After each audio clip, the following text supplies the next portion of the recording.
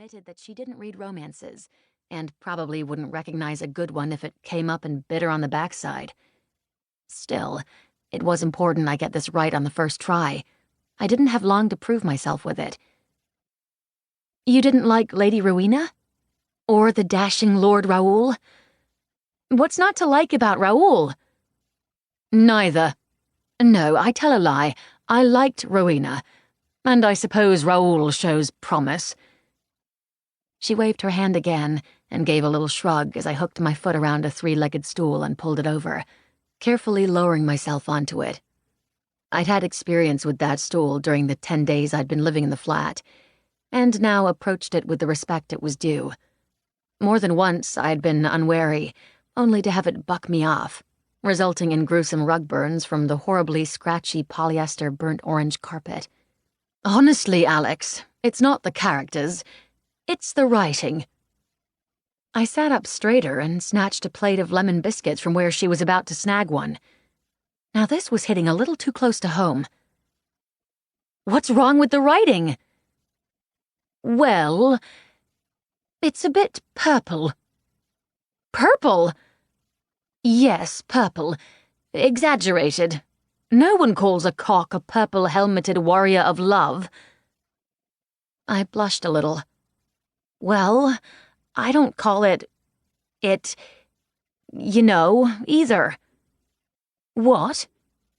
You know, what you called it, the C word. Cock? Yeah. What do you call it? I use creative euphemisms instead, I said with great dignity, and allowed her to have just one lemon biscuit. They were my favorites and very expensive, but she was my landlady, and she had volunteered to give me her opinion on my work in progress. Sacrifices were sometimes inevitable.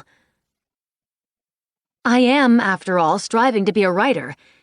I am expected to be a bit on the exuberant side, verbally speaking. Isabella pursed her lips and tapped an elegant finger to their rosy fullness.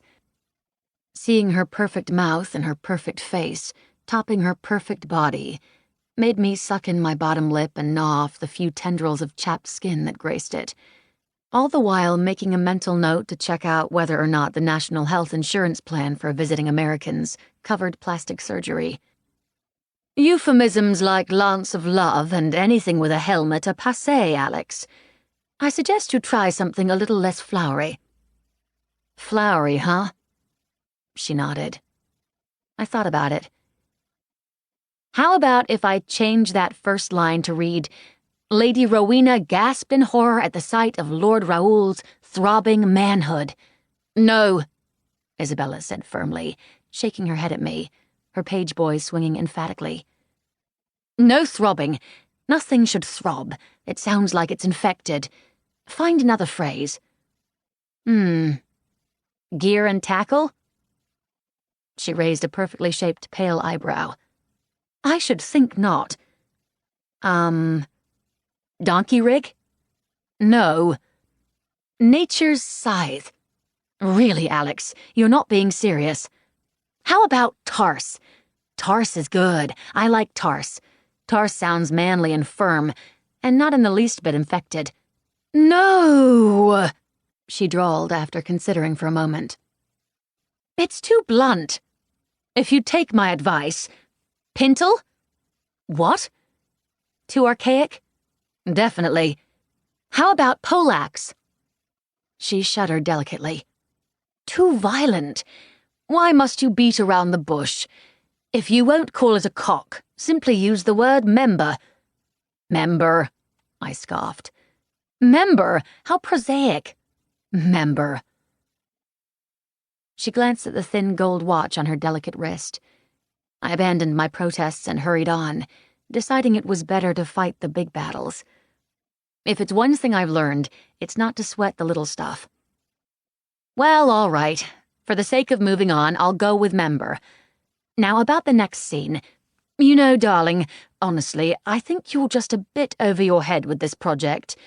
You said yourself that you've never written anything, and to plunge in with a romance seems a bit daring. She sighed. Ambitious.